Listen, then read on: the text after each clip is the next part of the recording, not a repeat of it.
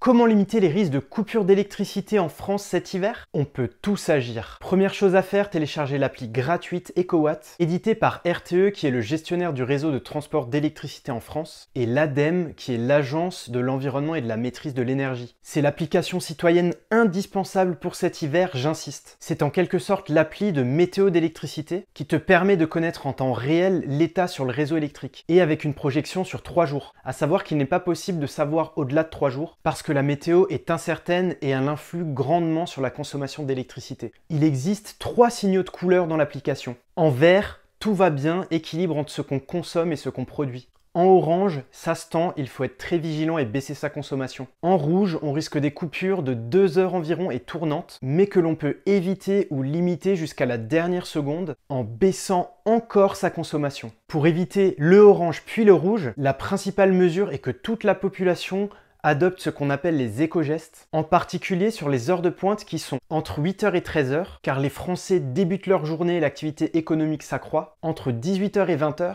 car beaucoup d'entre nous regagnons notre domicile et allumons le chauffage, les machines, puis l'éclairage public s'allume. Pour les éco-gestes, je vous partage quelques recommandations. Baissez le chauffage d'1 degré dans les pièces occupées et baissez davantage dans les pièces inoccupées. Si tous les foyers baissent la température de chauffage d'1 degré sur la pointe de consommation du soir par exemple, donc entre 18h et 20h, on économise 1600 MW, soit un peu plus que la puissance consommée par la ville de Lyon à ce moment-là. C'est énorme. Autre éco-geste, éteindre les lumières inutilisées et on aura préalablement bien passé toutes les ampoules en LED, adopter les bonnes pratiques de cuisson comme couvrir les poêles et les casseroles, couper les appareils avant la fin de la cuisson, décongeler les aliments en avance, modérer l'utilisation des appareils de cuisson, tout cela dans le but de limiter les temps de cuisson. Si seulement un quart des ménages équipés de cuisson électrique réalisent ces bonnes pratiques, cela permettrait d'économiser 200 MW, soit presque la puissance consommée par une ville comme Dijon. Décaler l'usage des appareils qui consomment beaucoup, comme la recharge de la voiture électrique, le lave-linge, le sèche-linge par exemple, réduire l'utilisation de l'eau chaude et aussi éteindre les appareils en veille. Enfin, tu trouveras la suite de la liste dans l'application EcoWatt. Je te mets le lien de l'appli en description et en commentaire épinglé. RTE ne demande pas seulement aux particuliers de faire des efforts. Toutes les entreprises, industries et collectivités sont concernées. Par exemple, il peut y avoir la coupure des industries, c'est ce qu'on appelle l'interruptibilité, et l'abaissement de la tension générale du réseau. Comme tu le sais, selon la formule P égale U fois I, la puissance égale la tension fois l'intensité du courant. Si on diminue la tension,